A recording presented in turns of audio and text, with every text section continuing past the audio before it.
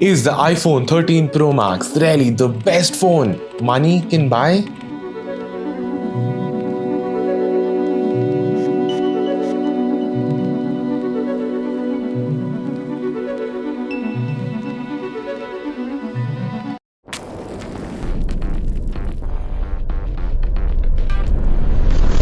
So I have already reviewed the 13 and the 13 mini.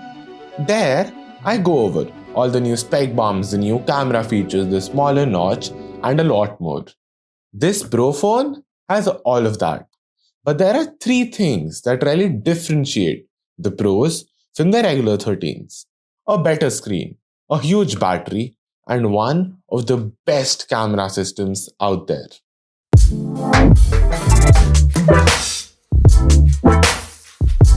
There are three display changes on the 13 Pros that are really worth discussing: the smaller notch, ProMotion technology, and improved outdoor brightness. The reduced size of the notch and outdoor brightness are like quite self explanatory. So you get a 20% smaller notch than the last model and 1200 nits of brightness, which makes a huge difference if you use your phone outdoors in direct sunlight, but negligible to no difference in indoor environments. The main differentiating feature between the 13 and the 13 Pros is the ProMotion display technology.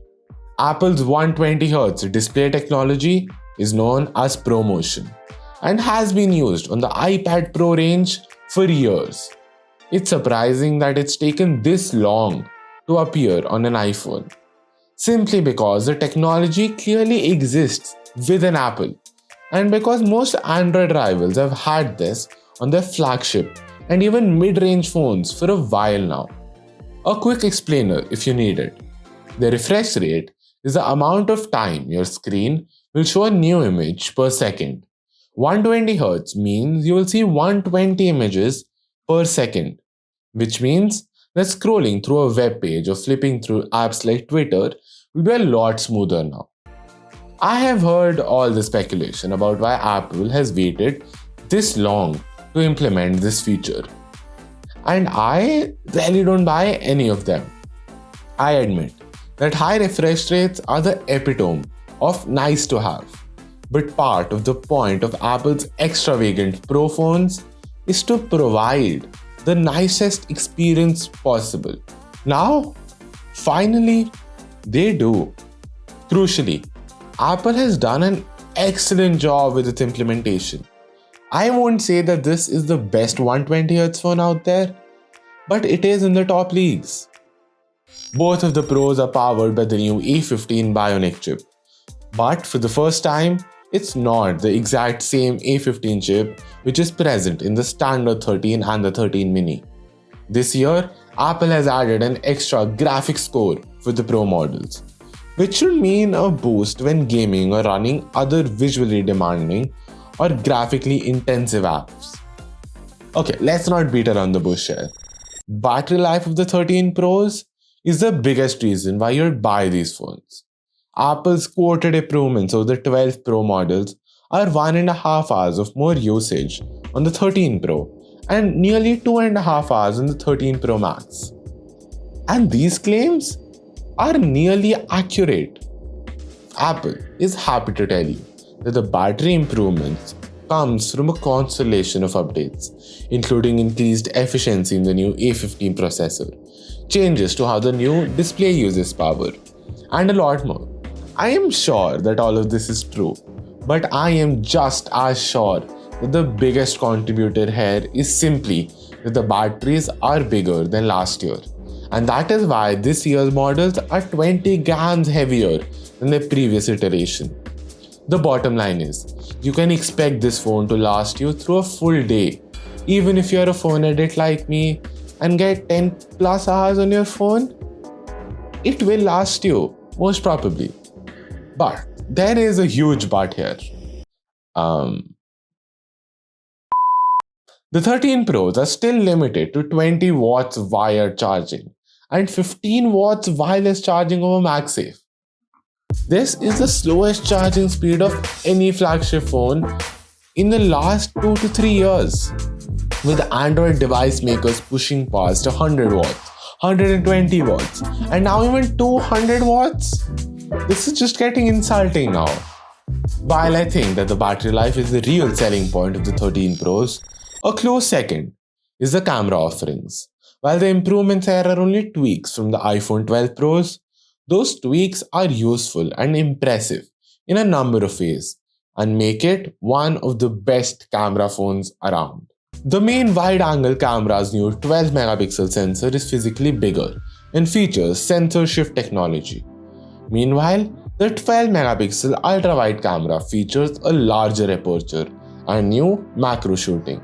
And the 12 megapixel telephoto camera has been upgraded with 3 times optical zoom. The camera systems in the iPhone 13 Pro and the 13 Pro Max are identical this year, which means you don't have to buy the bigger and more expensive iPhone to get the best photos. And I do mean the best photos, because there is not an other phone in the market today which can match the iPhone 13 Pros in the camera category.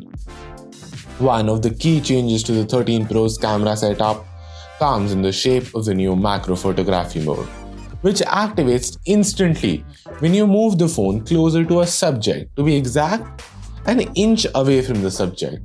And you can basically get crisp close-up shots of animals, humans, objects, and anything else.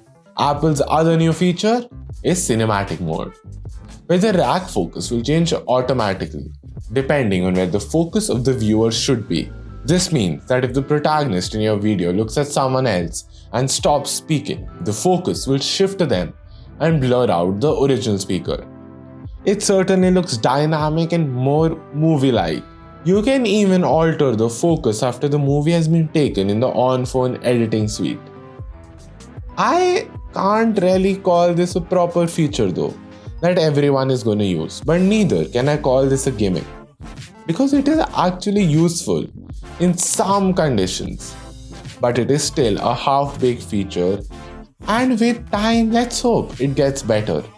Another feature that hits Apple's whole iPhone 13 lineup this year is photographic styles.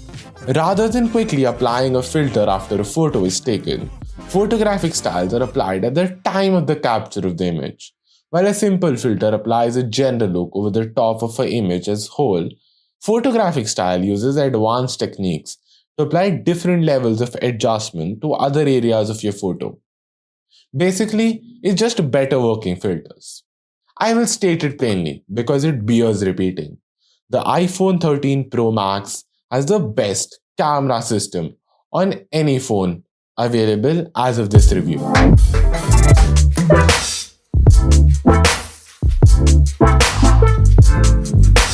The iPhone 13 Pro Max is one of the best camera phones in the world, producing clear and vivid images with impressive auto macro mode.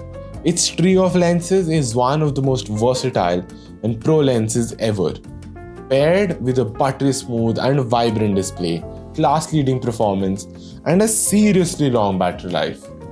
It makes these phones the best phones money can buy. But if you have a 12 Pro or a 12 Pro Max already and aren't craving those upgraded cameras, I'd recommend holding out.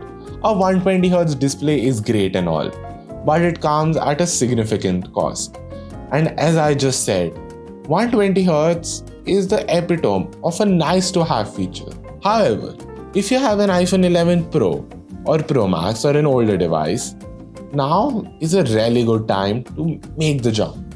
Oh, and one thing that didn't really fit in the review anywhere is that the iPhone 13 Pros now have a storage option of 1TB.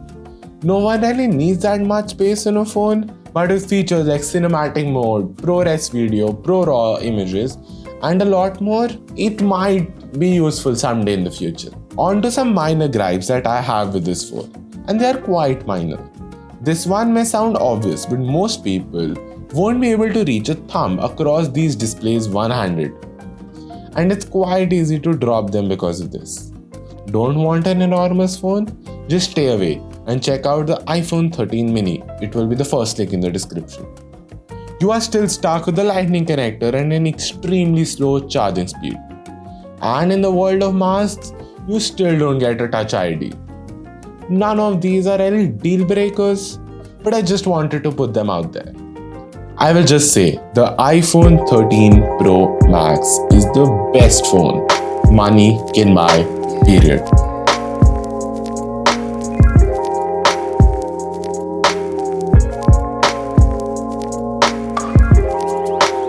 Bored with the 2000-year-old analog watch design and want something spicy? Check out the review of the latest generation of smartwatches.